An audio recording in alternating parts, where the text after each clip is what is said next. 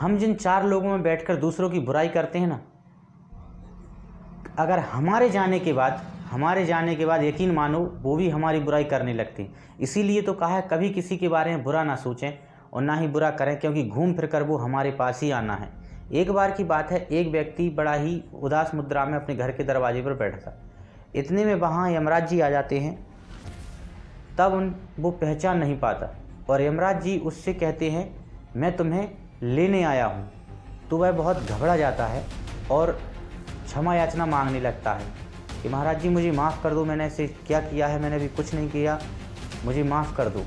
तो यमराज जी उसे पानी लाने को कहते हैं। कले बोले पानी लाओ। तो यमराज जी को ला करके पानी देता है और पानी लाने के बाद यमराज जी बहुत खुश हो जाते हैं। बोले ठीक है, मैं आपको 5 मिनट देता हूँ, आप इस डायरी में जो लिख पाओ वो लिखो, मांगो जो मांगते हो।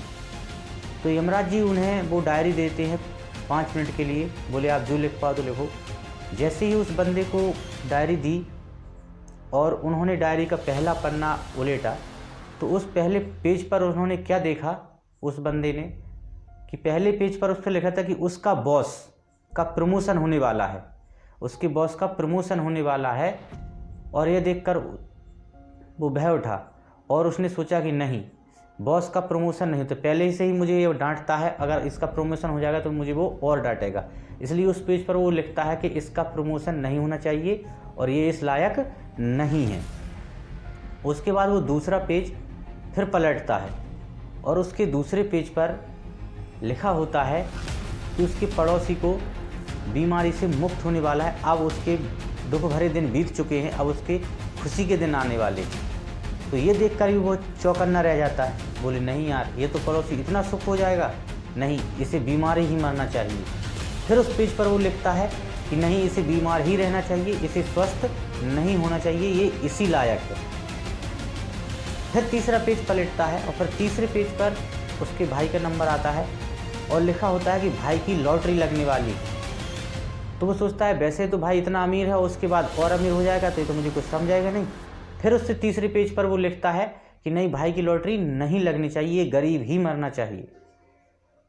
फिर इतने में कुछ समय, वो अपना कुछ मिनट गवा चुका था और जैसे ही चौथा पेज पलटा और अब वो अपने बारे में लिखने वाला था, क्योंकि अब की बार पेज खाली था और अपने बारे में लिखने वाला था। जैसे ही वो अपने बारे में लिखने वाला था, जैसे ही यमराज जी ने डायरी ले ली। बोले बस अब तुम्हारा समय समाप्त, आपको 5 मिनट दिए थे, आपने 5 मिनट यूं ही गवा दिए। फिर से वो भीख मांग लगा रहम की, मुझे माफ़ कर दो यमराज जी, मुझसे गलती हो गई, फलाना दिखाना, कुछ नहीं। लेकिन अब की बार यमराज जी ने उसे माफ़ नहीं किया, क्योंकि आपको सिर्फ मैंने 5 मिनट दिए थे, आपसे मैं खुश हो गया था इसीलिए। लेकिन दोस्तों, इसीलिए कहा है कि जो तुम दूसरे के साथ करोगे वो घूम फिर कर आपके पास ही आना है, ये हमेशा ध्यान रखें।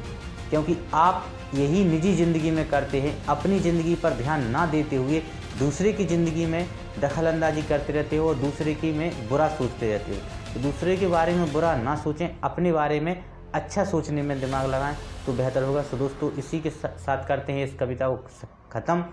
सो दोस्तों, लेट्स